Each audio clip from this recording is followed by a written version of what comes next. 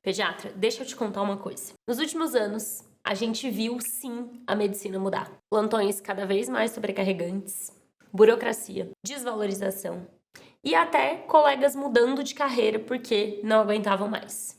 E quem é que pode julgar, não é mesmo? Mas sabe o que eu descobri nesse caminho? Que ser pediatra ainda é, e sempre foi, a melhor escolha da minha vida. E nesse vídeo eu vou te contar por quê.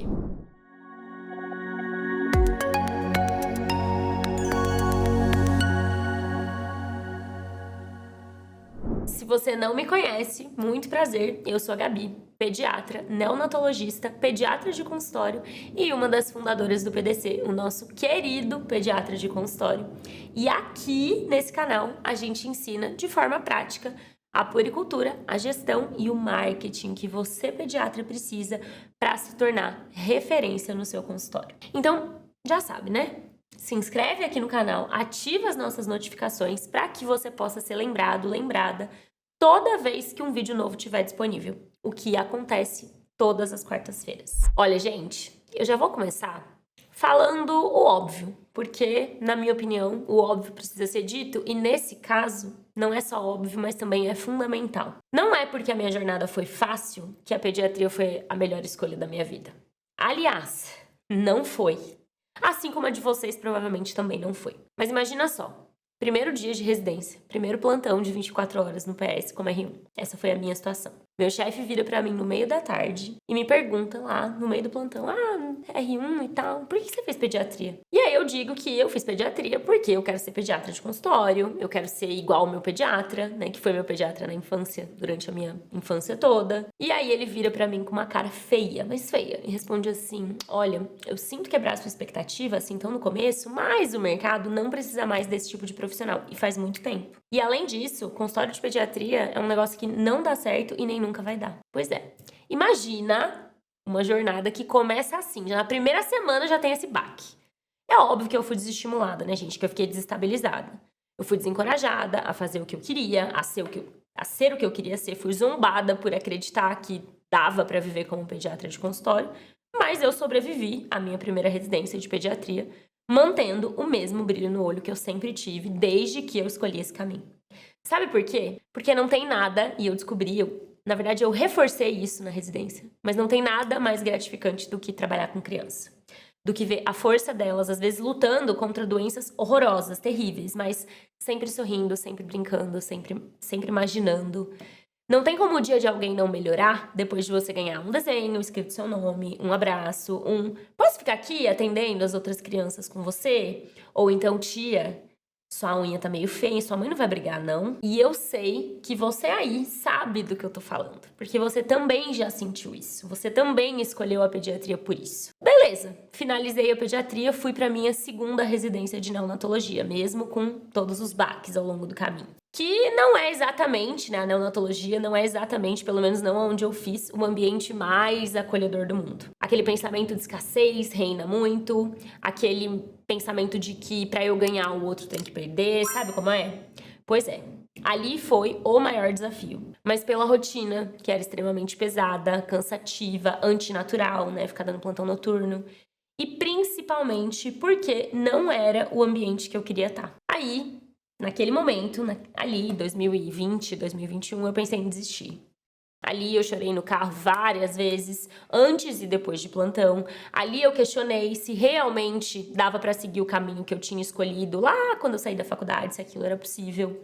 Mas sempre que eu passava, né, uma visita, sempre que eu orientava uma puérpera que tinha acabado de se tornar mãe e via ali aquela gratidão que ela sentia, a segurança que ela sentia, e ela não me falava isso, eles não precisavam falar, mas a gente via no olhar, sabe?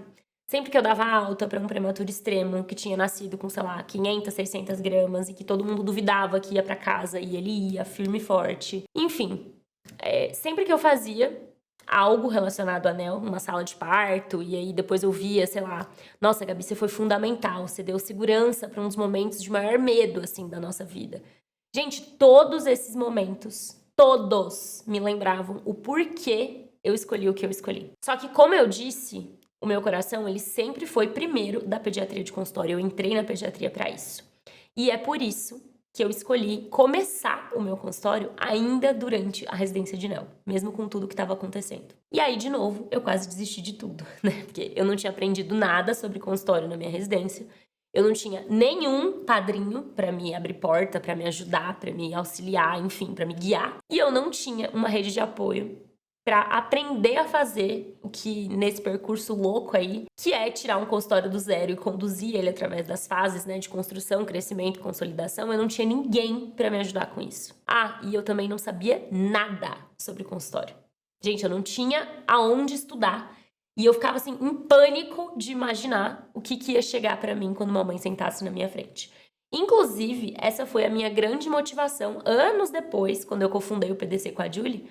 A grande motivação foi justamente levar esse conhecimento para outros colegas, para que eles não precisassem passar por isso sozinhos, como eu e a Julie passamos. Então, se você que acompanha o nosso canal ainda não conhece o PDC ele surgiu nesse contexto e é justamente por isso, pelo que eu vivi na pele, pelo que a Julie viveu na pele, que ele existe.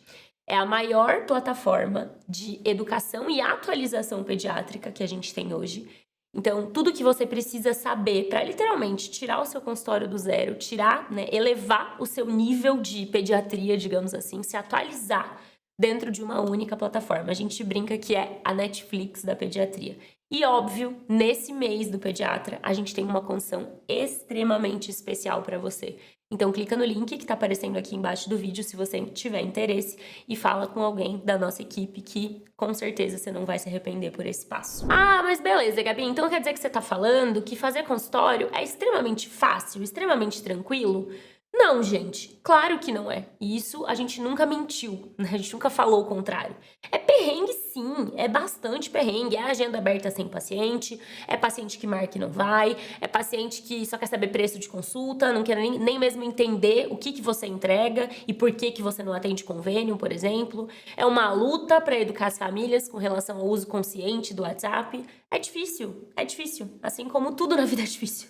E sempre vai ser difícil.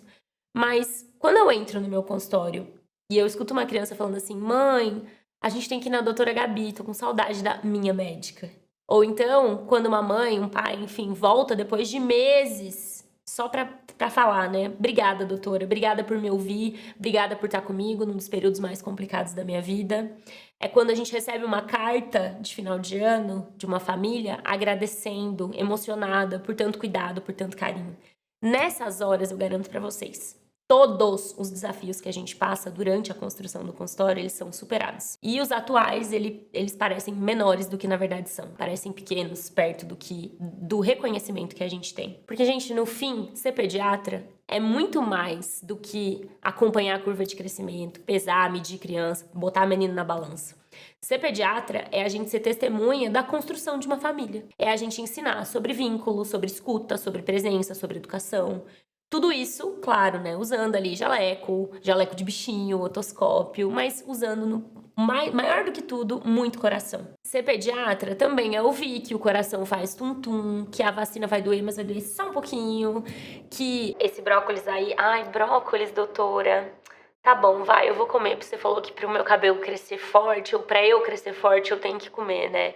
Ser pediatra é isso, gente, é rir no meio do cansaço, como eu falei pra vocês. Eita, tia, tá precisando tirar esse esmalte, hein? Sua mãe não briga, não? Seu esmalte tá descascado? Porque eu já ouvi isso no PS. É isso, gente, é se emocionar, é se reinventar, é sim fazer parte, ser membro da família. E esse mês é um mês especial, né? É o nosso mês do pediatra. Então a gente precisa ser relembrado disso. A gente precisa lembrar do que fez a gente escolher essa especialidade, lembrar de quem a gente é. Agora eu quero saber uma coisa de vocês, aqui nos comentários. Qual foi aquele momento em que você teve a certeza que você escolheu a especialidade certa? Comenta aqui, porque eu vou amar ler seu comentário. Acho que nesse mês a gente precisa disso. E óbvio, né? Se esse vídeo te tocou de alguma forma, te ajudou de alguma forma, deixa o seu like e compartilha com alguém que está precisando ser relembrado do motivo pelo qual escolheu a pediatria também.